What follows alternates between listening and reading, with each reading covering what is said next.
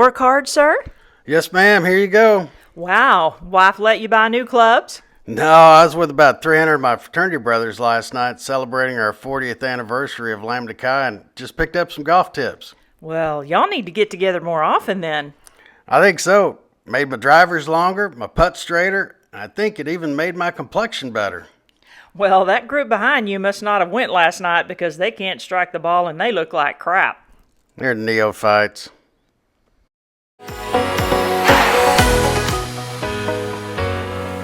Hey, welcome everyone to this edition of Chops on Top. I'm your host, Will Waller, Phi-Rho 58. Really excited to have special guest, the one and only, Darren Albus, Phi-Rho number 1. Welcome, Darren.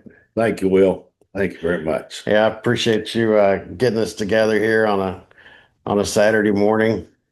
A lot of people know about Phi-Rho 51. They know about the Albus brothers, but maybe we could talk today a little bit about, how you ended up at Tarleton, maybe some of the stuff you were doing post Tarleton, your professional career, and then we could talk a little bit about some of the experiences that you had back in the day, starting out with Colony and getting into the Zeta, and share some of the experiences that won't get anybody in trouble. It's going to be a short conversation. So to get started, how did you end up at Tarleton? So, grew up out in West Texas in Abilene. So, highly involved in FFA when we would have our contest, meat judging, livestock judging. Those were held at Tarleton, and I really, really loved the campus feel that was there. It was 100 miles from home, right? So that was an easy jaunt back home if need be. And very fortunate there. Was awarded a Houston Livestock Scholarship and ready to go to A&M. And then Tarleton stepped up and offered some more scholarship money. Yeah. So I had two brothers behind me, so if I could go ahead and get most of mine paid for, well, if they need a little bit of help from the folks, then maybe be there for them. So we went there. One of the best decisions I ever made. Yeah, Clearly.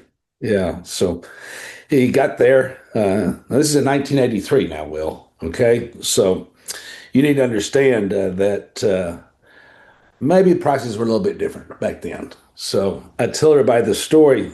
In 1982, Governor Perry decided that wants to spend more money on education, but perhaps maybe the student need to pay a little bit more. So at the time, my 16 hours of tuition for my first semester was $64, $4 an hour. And man, I can make a Houston Livestock Scholarship go a long way. last 20 years. Yeah, and until there was South Fork, but that's a different story. But went there, signed up, had taken a couple AP classes and a couple of basics over the summer. And so I was, after those 16 hours, first semester, I was already a sophomore. So it just all kind of worked. Tarleton had a good program and very much in the ag sector. So great ag economics development program. So, But you did end up eventually going to A&M, right? I did. By taking some of those basics and getting them out of the way, we got done in 3 years, and so I still had a year left on my Houston Livestock Scholarship, and so on to grad school at A&M. So they very much supported that, and also helped that I had a dear friend from Abilene that was already at A&M, and then Mule came with. So we already had two good roommates, and we had a real good time there also. I bet you did. Mm-hmm. Now, along the way, you ended up connecting with Charlie Stenholm and actually served with Charlie for a while. And how did that come about? Through networking, Matt Brockman had met back at Tarleton, and I was there. He was working for Congressman Stenholm. He was going to go work for the National Cattlemen's Association, and said, Darren, I need you to reach out to this person. You're the right guy for the job. Come do this.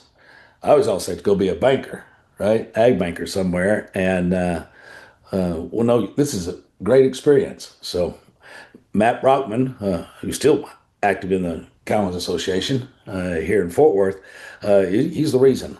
So went up there. I tell everybody I got there, started the first of the year, and for the first 32 days, I'm there in Washington, D.C. It does not get above freezing. I go, what the hell have I got myself into? Actually lived on the hill, and it was a great experience. It just wasn't for me. Gotcha. So, yeah, so we come on back. But Congress Stenholm was he was one of the last Bow Eagles, right? So these were they call themselves Democrats only in name only because of the legacy, but they were very conservative in their way of thinking, and so he was a wonderful representative for us in the big country, and just an outstanding gentleman. So that was he wasn't the issue; it was Capitol Hill that was the issue. So worked for Charlie. I'm sure that folks on the Hill enjoyed meeting somebody like Darren Albus. A lot of characters, I'm sure, in Congress and on the Hill. Were there any characters back in Lambda Chi that might have helped you get ready for being on the Hill? You know, it when we set this deal up, right, and we were all social clubs, and then we become fraternities, sororities. We had the interfraternity council. So you're trying to bring in people that you're competitive, right, and trying to bring them together and have like-minded and do what's best for the bigger good. Right. So yeah, there was some experiences there that it was again. He was a very conservative Democrat, and so you're trying to match a lot of different personalities. And the one thing you always try to impart upon everybody is what is our goal, right? And there's various ways to get there, but we all have to agree on the goal, and it's to do better, right? Well, how do we do better? And that interfraternity council, and we had it even with ourselves. I mean, we still, when we was a social club, who we going to align with, what was the best way for us to go forward, right? So how do we help each other in school? How do we, be a blessing to our community, right? Those are some kind of things that if you back up and make sure that we all understand what the goal is, right? What's the ultimate goal? Then we can work on the steps. So that was always, it's served me well, when we identify these opportunities, right? So I tell the story when I first started working for Case. It was back in 96. And my boss at the time, we had a great year in 95 and a bad drought in 96. My dealers were drowning in inventory, and I call up my boss at the time, Joe Robinson, and I said, Mr. Robinson, we got a problem. He says, no, we don't. No, sir, it's dry. These dealers are, financial capacity is being strained. Man, we got a serious problem. No, we don't. Sir, I don't know how else to tell you, but we got a problem. He said, no, son, what we have here is an opportunity. Okay. And I always carried that with me. So, but no, our early days there when I first got to Tarleton, there was already social clubs. Block and Bridle was always out there. There were several of them that were out there. And there were some that had met during registration that had talked about other social clubs coming. And so I was a, ag guy, but maybe there's some walks of life that are out there. And so kind of leaned into that. One of the earlier pioneers that many people don't remember was Reuben Avon. And Reuben had started this whole idea of a social club in order to move to become a fraternity. And had done a lot of groundwork. He had some buddies that were at TCU. Okay. And so he got a lot of the information, brought it back. We started building. We would rush and part of that group there. And man, we just put our heads down and went to work. And so again, identified the goal. What's the steps to become a fraternity? And we did that. So it was fast and furious and one of the absolute best times. Now you also got to remember, Will, back in '83, I said, Governor Perry's going to up the tuition, and it doubled every year. I mean, good gosh, and it was $8 a year the next year. Oh, damn, I had to squeeze a couple nickels together. But also, they're raising the drinking age, okay? And they're going to stair step it up. Well, it just so happened us that got in there in 83 were already 18, and then they raised it to 19. Well, we're already 19, and so yeah, the river and South Fork and all those places were open to us, and so it made for some lively times. Oh, I bet it did. Yeah. And then across the street, we had Bostocks from Bender, So but I know that came around a little later. Bostock was Mark Bostock bought out South Fork, and that's when he changed the name. That's true. Yeah, But- because SF on the door. Yeah. Yep, it was South Fork, and yeah, it's many of great decisions were not made there. Yes, I agree. And then your little brother Dennis worked there. I think a lot of us worked in and out, and then we had our chartering party there. Yep. Yeah. Den was started as a bar back and moved up to main bartender, and I always told him that what has helped extend his college career was being a bartender. That's that's probably true. Yeah. So being one of the first, I guess you didn't have a big brother. The TCU chapter helped a bunch come down and they did our initiation for us. But no, I had some good little brothers. Yeah. Look a lot like you. Oh, right. Was there ever any conflict of bringing all these guys together? Oh, all the time. It was, again, we started making little cliques, right? And we said, guys, no, we're one. Okay. We come from different walks, but again, we still have that one overriding goal, right? We want to be not only a fraternity, but the best fraternity. So how do we do these things? And so we'd have all kinds of suggestions. One of the best ones we ever had was how we going to pay for White Rose. Okay. Well, even though tuition was low, we didn't have a lot of money, a bunch of us. And so then we had the idea of the chili cook-off. Right. And so we decided, how are we going to get this done? Right. And so went to the school. We pitched this idea, and they kind of said, yeah, we don't know about you doing that on school grounds. And we looked everywhere, but we couldn't find what we really wanted. I said, what if we go out to the farm, right? And as we pulled in at the time, like you're heading to the horse barns, back down to the left, a little field down there. They said, we'll be there. We anything we mess up, we'll clean up. Yeah, right. And we're gonna have this chili cook-off. Well, Den had a few connects, right? So we got the beer reasonable, but got the kegs, and we set it up. We charged so much for each team to be there. We tried to do a cover charge for everybody to come in there, but we're doing college kids. What is a college kid really good at? Sneaking around. Getting around a cover charge. So the gate didn't pull in a lot, but the beer did. And we made some money, and that was great. And we did it again. You couldn't do that these days. No. You could not do that these In days. fact, I will tell you, bring that up.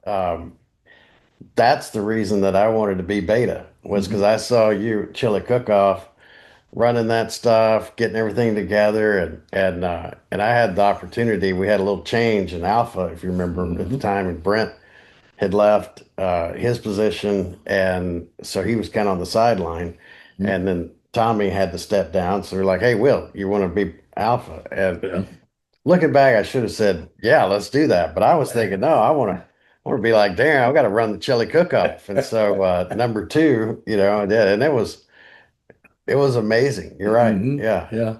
I always said that in Lambda Chi that the beta was a hell of a lot more exciting than the alpha. The alpha had to certainly be our leader, be our figurehead, but this one got to work, make things happen, and so Britt did us a great job. I think that was one of the key for us. He very mild mannered, very analytical, right? Rest of us, we were just banging off the walls. Yeah. Anything else about chili cook-off or? Oh, it was. I remember David England running up to me, and and he was certainly in the spirit and saying, "That's the best damn time I've ever had, Albus." And it rings in my head, and it really was. It was a blur now, Yeah. right? I It was think a when I blur did back it, I don't then. know We what were you just made, trying to make sure that all the when you had cheerleading it, teams but, got handled and whatever. And I but think we were there at 4,500 plenty of big times net were had. to the good. And And, what was really interesting when when we sit tuition down there and was we started pretty counting low, up and the back money, we then thought this that is was good stuff. pretty good money. Until Yeah, we we didn't didn't pay him pay that stuff. 4,500. Yeah. And then promise you that. we thought we knew what about gross and net and Right. fundraising, but that taught us a real big lesson. Yeah. Right. So I did have one question. So, when I was planning for the chili cook-off, somebody said, "Okay, we got to go get these um, people mover carts from the Chamber of Commerce." Mm-hmm. And I was like, "Okay, well, how are we going to pull them? Well, we're going to get some tractors. Well, who's going to drive them? We'll get the brother volunteers." And I, even at that age, I was thinking, who came up with this idea, and whoever let young college kids drink and drive tractors with 20 people on these people movers like you see at Six Flags, going from that gate you were talking about, driving all the way back down. How did you get that pulled off to begin with? Well, we had some experienced drivers. We had a bunch of farm boys in Sure. there that maybe they had been drinking some of Daddy's beer when they were plowing. So it was had the people issue, right? Right. So, well, we didn't know anything about liability insurance. Good thing we didn't. But told them, now, damn it, pull it as if Daddy's watching.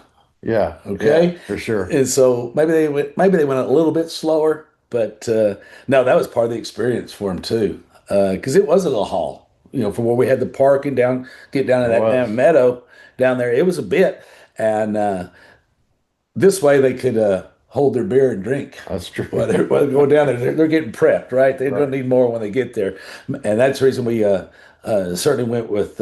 We went back and forth on the chili cook-off. Oh, we should have just a brisket or some of that. And I said, and it wasn't me. I forget who it was. Said, well, when do people drink the most beer? When their belly's full of steak, or the mouth's burning with chili?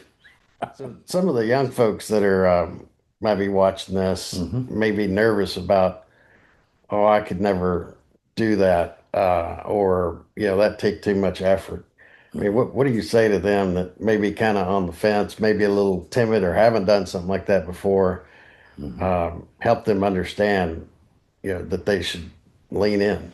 Well, it's we talked about the goal, but we got to dream big, right? Okay. And if we just wanted to have, sell in the corner and sell lemonade, okay, we're not gonna make $4,500. Right. We're not going to entertain others. We're not going to show them how great, Lambda Chi is, right? So we had to dream something big that everybody was going to be talking, and that was the talk. Boy, up to that first one, it was a little bit. Everybody's nervous. Man, we made plenty of mistakes. Make no doubt about it. But it was a big time, and then all they were thinking about is, well, what time next year? Right.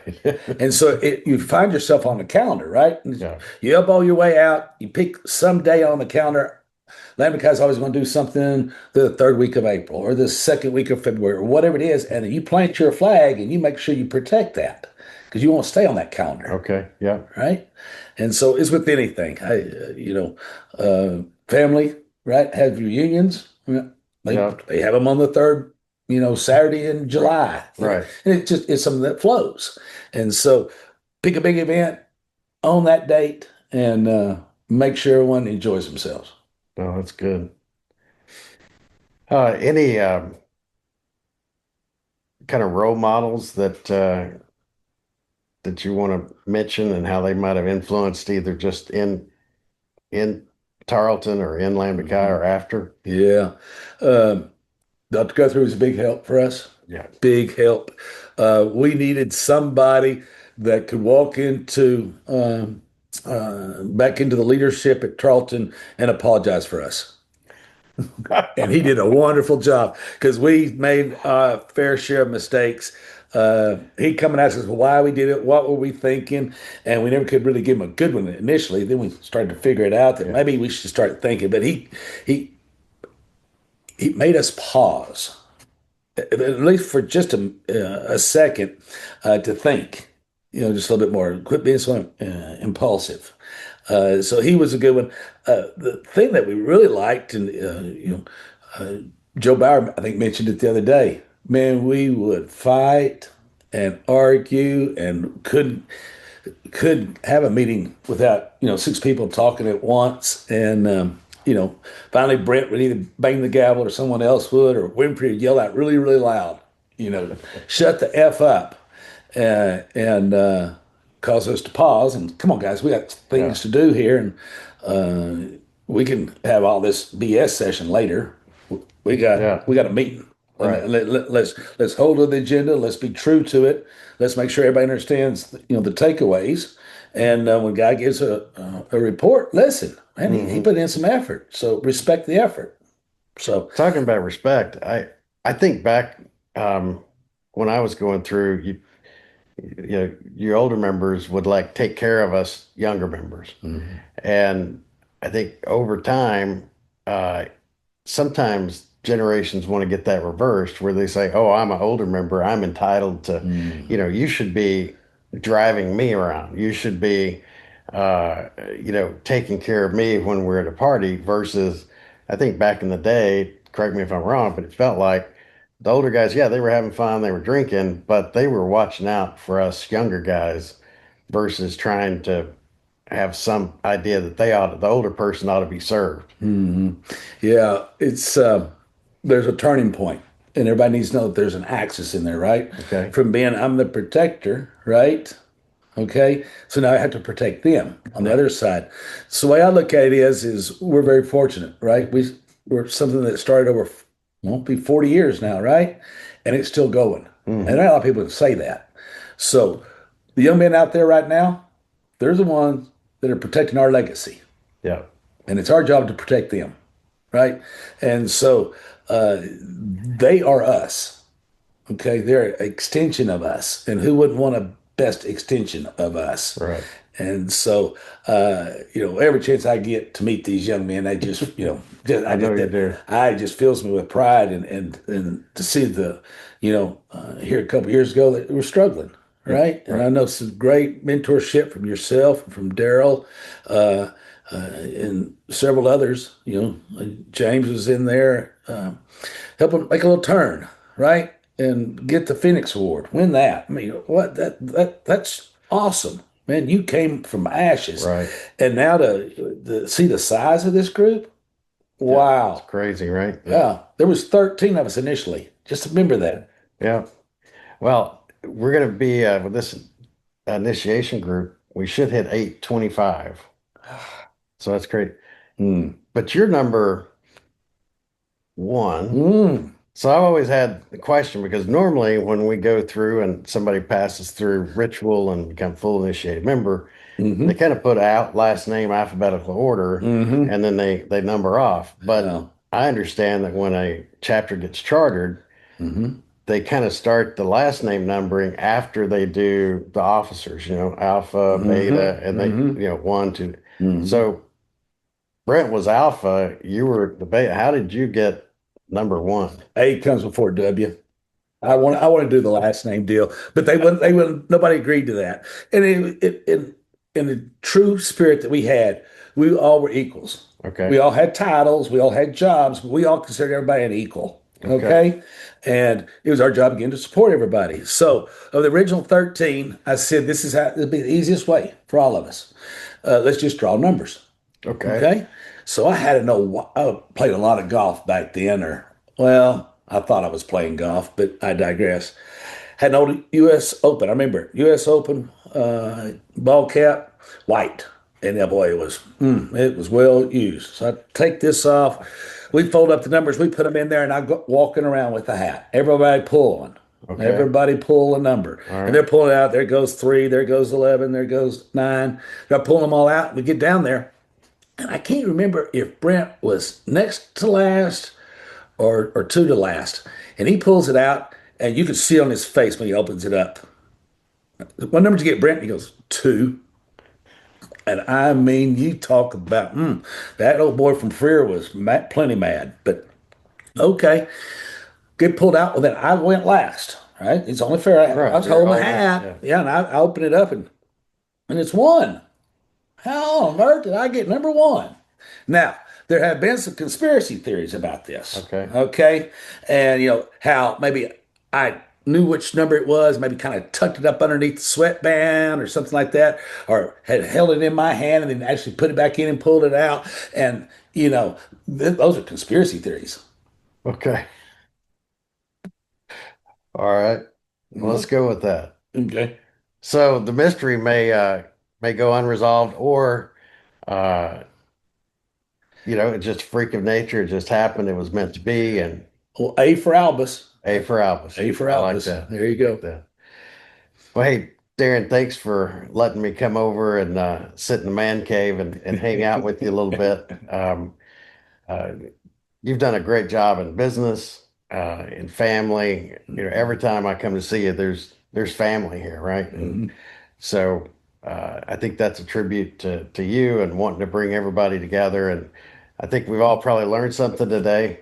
It was a great story. So thank you for that. Yeah. And I really appreciate you being on the podcast. And it's absolutely my pleasure, my friend and my brother. All right. All right. I love you, brother. I Thanks. love you. We'll do it again. All right. Hey, thanks everybody for joining this episode of Chops on Top. On behalf of Darren Albus, Phi-Rho number 1, I'm your host, Will Waller, Phi-Rho 58. Don't forget, foundation built on brotherhood, but continues through diligence.